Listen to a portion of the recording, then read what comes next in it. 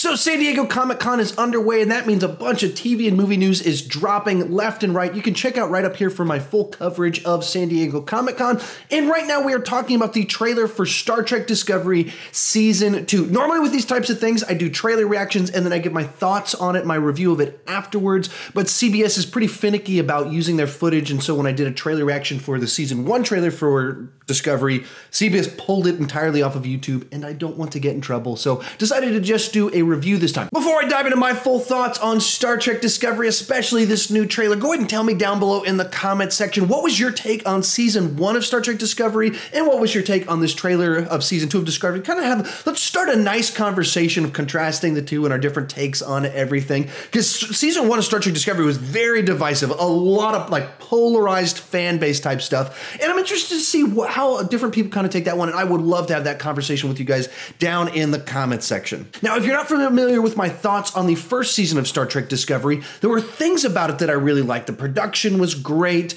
It's certain story arcs in the season I really enjoyed, but overall, I was very frustrated that they seemed to create a tricky spot for themselves in regard to the canon, and then the crew was so angsty towards each other and just, it was like jerks in space for so much of the season.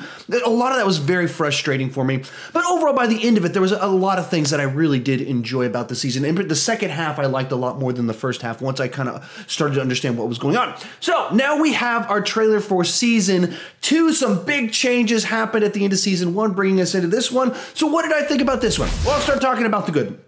Just first off, right off the bat, it just looks like a fun adventure.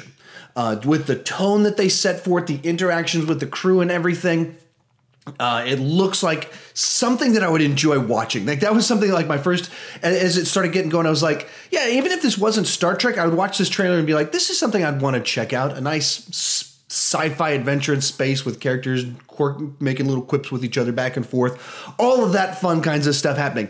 And I saw this in the comments, but I was thinking this myself. It almost feels a little bit like they took inspiration from the Orville going into this season. We'll get into that also in just a second in the negatives on this one, but it seemed like they almost intentionally put some of the humor and the fun and the charm of that show into this one. But even like in the line of dialogue from Pike, he said, like, let's go out, maybe even have some fun on an adventure. Something like that, that just so clearly they're trying to probably do a little bit of course correction from how dark and brooding the first season, especially at the beginning, kicked off with, that this one corrects that a lot. Even just all of the interactions between the crew members are fun, charming. Even when you have Pike coming in and like, the best way to get into a cold scream is just jump into it, something like that. It even has like a charm and to the way that he does something that could be like a confrontational manner. So he doesn't come off like the jerk, he comes off like a guy that's confident that he needs to do the right thing, but he's not trying to make it difficult.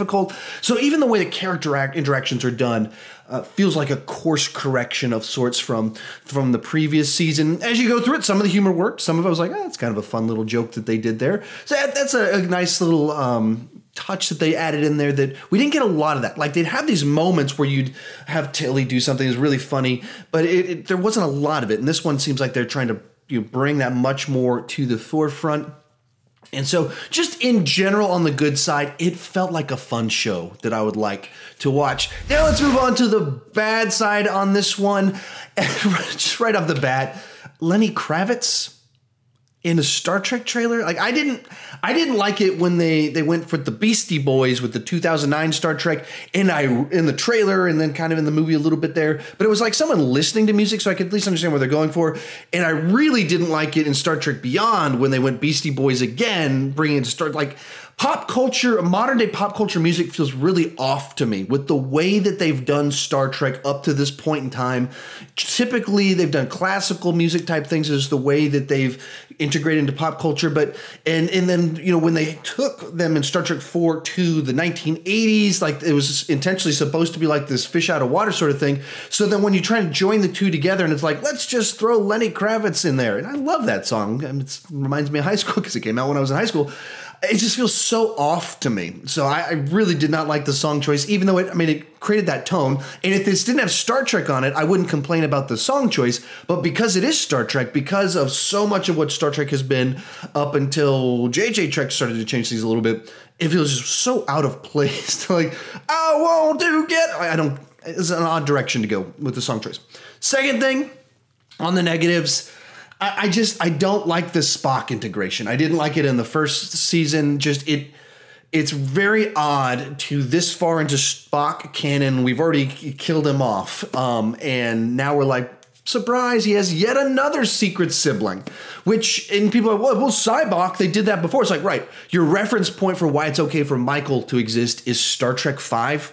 Like, that's not the best point of reference, the movie that pretty universally is viewed as the awful Star Trek movie that's the worst one. Fairly universally viewed that way. And the fact that Cybok was this mystery person, that wasn't one of the good things about the movie. And so using that as a reference point, once again, Michael's integrated and Spock, and we need to help him out. Every time they do that, I just think, what? This damages your credibility as a show for canon issues, for everything we've known about Spock. Why haven't we heard about you before? It just hurts the canon. And so I don't think that works particularly well. Third one, tying back to a criticism I had of season 1, is that it was about a war.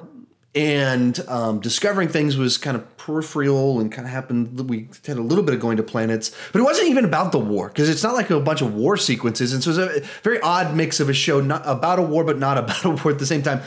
But they didn't go to planets. They didn't discover new life and new civilizations other than the space water bear creature that the Federation decided to torture for space travel.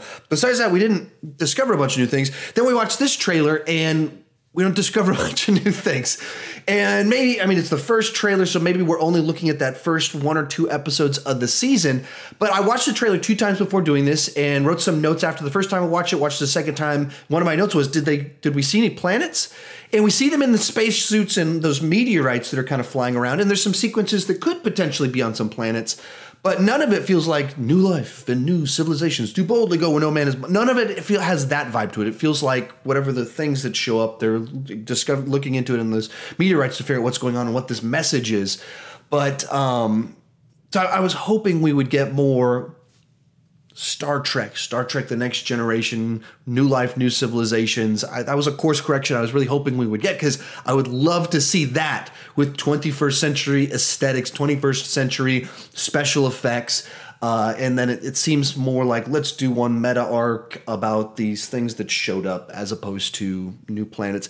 And the last one on here, tying back to that Orville comment at the beginning. So they ended with this whole little comedy bit of people walking to an elevator and, oh, no, sorry. And then, oh, you got a cold or something like that. And then he sneezes on someone's face. And that felt right out of the Orville. Just put it on this show. Exactly what that sequence felt like.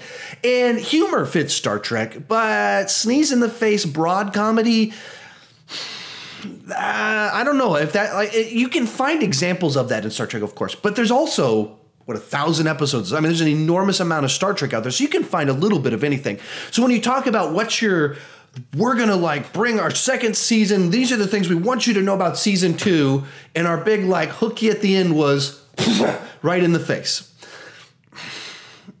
I don't know. That's not the comedy, and the first part of it I liked a little bit more, which was more personality based, not big, broad, bodily humor to the face. That's Orville humor. Can we keep that on the Orville? Anyway, that's my quick take on it. In the scheme of things, definitely I like thumbs up. I'm interested to see what my sister thinks about it. If I did my reviews with my sister last for season 1, and she's probably even a lot more critical of the season than I was. So I'm interested to see what she thinks about it. I would assume that she would pretty well line up with what I'm saying. I would guess. That would be my guess, is that she'll line up with my thoughts on this one. But how about you? Tell me your thoughts down below in the comment section. What did you think about season 1 of Star Trek Discovery? And what did you think about this first look at season 2 of Discovery? And if you're new to my channel, please consider clicking that subscribe button. I do movie reviews, TV reviews, ranking videos. This weekend, we're doing lots of San Diego Comic-Con. So check out that playlist to see what other things that are coming out this weekend that you want to hear my take on it. And as always, thank you so much for watching.